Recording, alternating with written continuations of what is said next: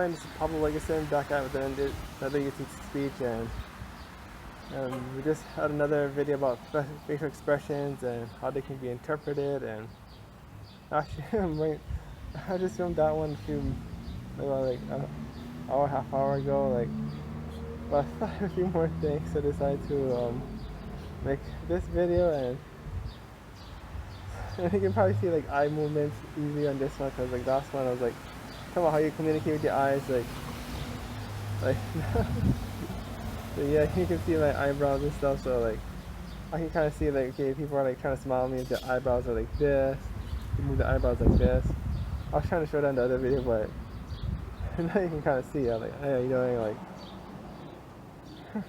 Or they're all grumpy. They're like this. They're they close their eyes. Ugh. Anyways, yeah. So we got that out of the way. But I was thinking about other things about the facial expressions, and anyways, so yeah, another thing too, sometimes if I'm because people say I'm always smiling, and something I don't know what, this is my default facial expressions. Or anyways, yeah, yeah, so people are smiling and they think, oh, I'm laughing at them. I'm not laughing at them. I can laugh really loud. I mean, if something's really funny, I can be laughing really loud. Okay, I mean, I can go on and on about laughing, but sometimes listening to a story and listening to someone say something, I'm and they're oh, why are you laughing? I'm not laughing.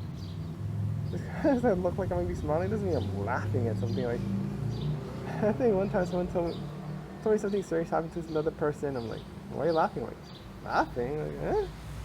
So see, that's another way facial expressions can be misinterpreted. I want to talk about another thing about facial expressions. So I remember back in the 1990s, I was a teenager and I was watching the 60 Minutes, and they had this segment about the Strive program. So what the Strive program is for it started in Harlem, New York City, and it's supposed to help people who are on welfare, or who have been incarcerated, or have been through other issues, and it's supposed to help them adjust to the work world. Learning interview skills, that kind of stuff, and how to conduct yourself in the job, doing job searches, or how to conduct yourself in workplaces. And so anyways, yeah, of course, part of the job interview process is you gotta smile, right? Hey, how you doing? Because yeah, if you go to a store, you don't want to see people all grumpy,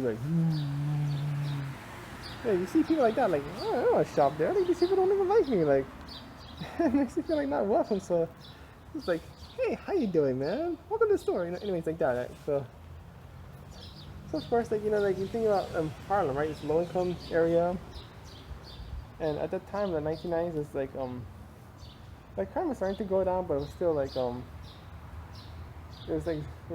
crime was about to start to go down, but still people have memories of the 80s, early 90s, when crime was really going up, and yeah, so and there's a lot of poverty, and some people over there might have not to say everyone has that issue, but some people might have grown up in a dysfunctional family, or some people may not have grew up with a father around, or mother, or whatever. I mean, it's not to say that everyone from that community fits that profile, but the whole point is, there's a lot of trauma. Some people in the program have been through a lot of trauma in their life, so I think once you're beaten down by life so much, you're not as happy as before. You kind of start to be all grumpy, because you've been beaten down by life so much, and it's hard to smile, right? But at the workplace, or say you go to the store, do you care if the other person has trauma? Yeah, in a societal sense, yeah, you care about people, but is that the first thing you care about when you enter a store and you want help? You don't want some like that. You want to say, hey, how you doing? Hey, welcome in. That's gonna help you. So yeah, so they kind of get people to smile, and even though you have you may have issues in home, or issues growing up, or you want to put yourself in a favorable light, right? But the funny thing about the Strive program is when they try to get people to smile, they do it in the boot camp style. Smile! Why are you not smiling? Smile! That's funny because like you know when someone trying to yell at you, like they're trying to get you to take something seriously. Like when I used to work as a substitute teacher, I'm like, listen, like be quiet. Like they're smiling. They whoa, they're not taking what I'm saying seriously. Like I want them to take what I said seriously, right? Like this is serious. Like usually when you yell at someone, you're trying to get them to not smile. But try program they trying to yell at people to smile. It's like, why are you smiling? Go down to the line, smile.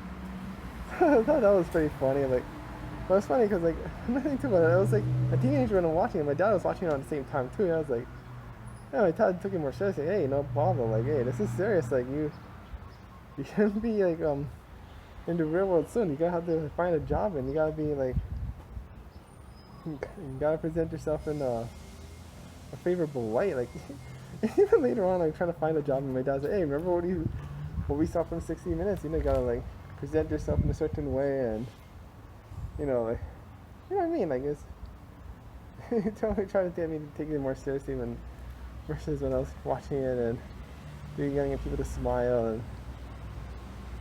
But yeah, that's the thing too. Like, is like I grew up in the housing projects too, so some of the issues are familiar to me, like in some way or form, right? But I don't know, like it's just, but it's still like people still think I smile too much or whatever. It's like, but just because I smile doesn't mean I don't go through issues. But when people meet you, like let's say in the store, like yeah, in a societal sense, yeah, they might care like well trauma, mental health, but when they meet you in the store, that's not what they're focused on. They're focused on, are you willing to help the customer? You know, are you approachable? Are you willing to help them? And of course, like with the space mask on, I can be like, I can be in a grumpy mood, and they don't have to see it, right? Like, so that's the kind of advantage of wearing a face mask. You know, I can be like in like a not so approachable mood, and they can't see my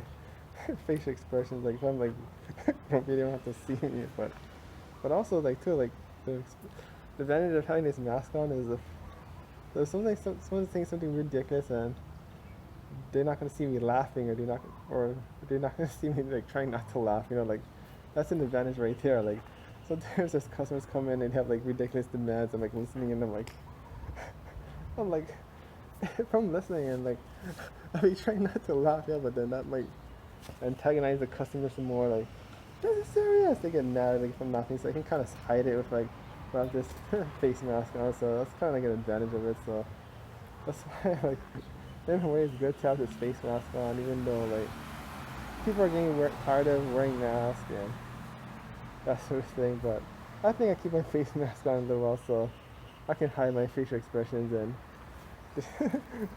and they don't like overinterpret my facial expressions, and they might like still see my eye like movements, but they don't over misinterpret my facial expressions. That's like the I don't have to look too grumpy or too happy. Like they can't even tell. Like they can't tell if I'm laughing at them, or they can't tell like get away from me. Like they can't tell either way. It's like that's a good thing about wearing this mask. But yeah, that's yeah. Anything else about the facial expressions? I'm trying to think. Is there anything else? I think that's about it for now. And yeah, I know like I keep moving around because this face shield is like kind of like a glaring, and I don't know, it's like yeah, it's kind of a little off topic, but I got this face shield like I was like it was July 2020. I was like going to the YMCA, and I was like the disadvantage of this mask is you can't exercise hard because it kind of blocks your breathing. It's like kind of I was like okay, I've ordered a shield and I can like work out and not have this mask on. But by the time I got the shield, like, I ordered on a eBay. By the time I got it, it's like oh, the policy change, you gotta have a mask. Like it's not just a face shield, you gotta have if you're gonna wear a face shield, you gotta have a mask, not just face shield by itself. So but I was like kind of an advantage for people to. If people are coughing near me, then I'm like, okay, it kind of blocks it. I mean, but it kind of blocks it. But the kind of things of doing videos like this, there's all this glare and it's kind of distracting. And that's why I was like, yeah, that's why I'm like trying to move around with the lights and stuff. Like, trying to move around like this. Anyways, yeah, so I think that should be it for this video, and I hope you learned a lot of interesting stuff today, and until next time, mahalo.